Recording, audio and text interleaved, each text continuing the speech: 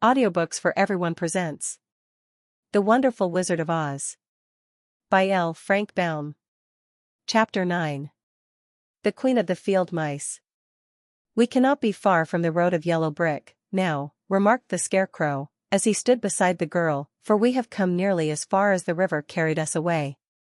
The Tin Woodman was about to reply when he heard a low growl, and turning his head, which worked beautifully on hinges, he saw a strange beast come bounding over the grass toward them.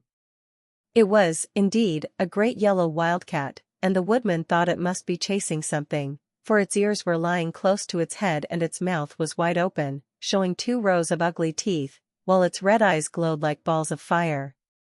As it came nearer, the Tin Woodman saw that running before the beast was a little gray field mouse, and although he had no heart, he knew it was wrong for the wildcat to try to kill such a pretty, harmless creature.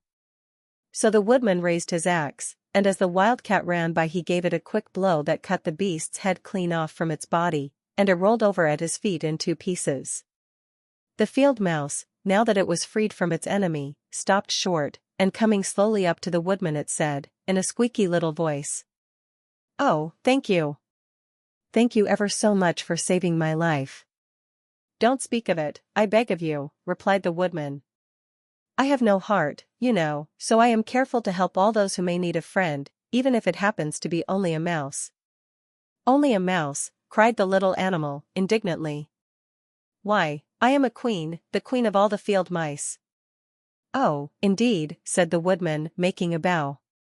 "Therefore you have done a great deed, as well as a brave one, in saving my life," added the queen. At that moment several mice were seen running up as fast as their little legs could carry them, and when they saw their queen they exclaimed, "Oh, your Majesty, we thought you would be killed. How did you manage to escape the great wildcat?" They all bowed so low to the little queen that they almost stood upon their heads. "This funny tin man," she answered, "killed the wildcat and saved my life. So hereafter you must all serve him, and obey his slightest wish." "We will," cried all the mice, in a shrill chorus. And then they scampered in all directions, for Toto had awakened from his sleep, and seeing all these mice around him he gave one bark of delight and jumped right into the middle of the group. Toto had always loved to chase mice when he lived in Kansas, and he saw no harm in it. But the Tin Woodman caught the dog in his arms and held him tight, while he called to the mice, "Come back. Come back. Toto shall not hurt you." At this the queen of the mice stuck her head out from underneath a clump of grass and asked, in a timid voice, "Are you sure he will not bite us?" "I will not let him," said the woodman, "so do not be afraid." One by one the mice came creeping back, and Toto did not bark again, although he tried to get out of the woodman's arms, and would have bitten him had he not known very well he was made of tin. Finally one of the biggest mice spoke. "Is there anything we can do," it asked, "to repay you for saving the life of our queen?" "Nothing that I know of," answered the woodman, but the Scarecrow, who had been trying to think, but could not because his head was stuffed with straw, said, quickly, "Oh, yes, you can save our friend, the Cowardly Lion, who is asleep in the poppy bed." "A lion," cried the little queen. "Why, he would eat us all up." "Oh, no," declared the Scarecrow, "this lion is a coward." "Really?" asked the mouse. "He says so himself," answered the Scarecrow, "and he would never hurt anyone who is our friend. If you will help us to save him I promise that he shall treat you all with kindness." "Very well," said the queen, "we trust you. But what shall we do? Are there many of these mice which call you queen and are willing to obey you?" "Oh, yes, there are thousands," she replied. "Then send for them all to come here as soon as possible, and let each one bring a long piece of string." The queen turned to the mice that attended her and told them to go at once and get all her people. As soon as they heard her orders they ran away in every direction as fast as possible. "Now," said the Scarecrow to the Tin Woodman, "you must go to those trees by the riverside and make a truck that will carry the lion." So the woodman went at once to the trees and began to work, and he soon made a truck out of the limbs of trees, from which he chopped away all the leaves and branches. He fastened it together with wooden pegs and made the 4 wheels out of short pieces of a big tree trunk. So fast and so well did he work that by the time the mice began to arrive the truck was all ready for them.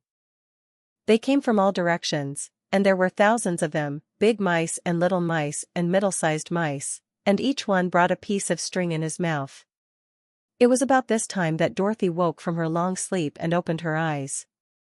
She was greatly astonished to find herself lying upon the grass, with thousands of mice standing around and looking at her timidly. But the Scarecrow told her about everything, and turning to the dignified little mouse, he said, "Permit me to introduce to you Her Majesty, the Queen."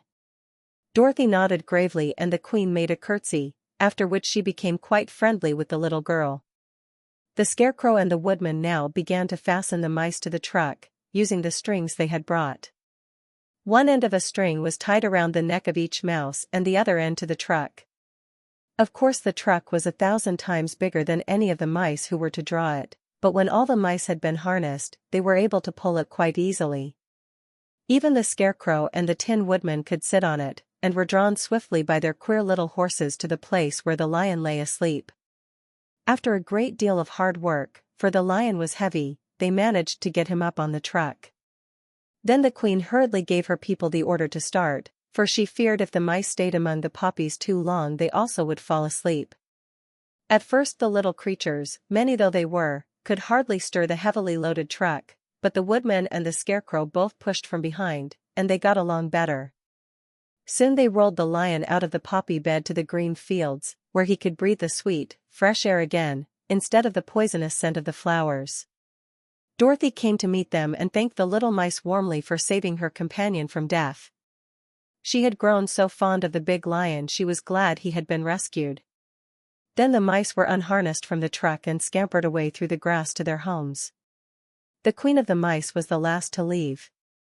"If ever you need us again," she said, "come out into the field and call, and we shall hear you and come to your assistance."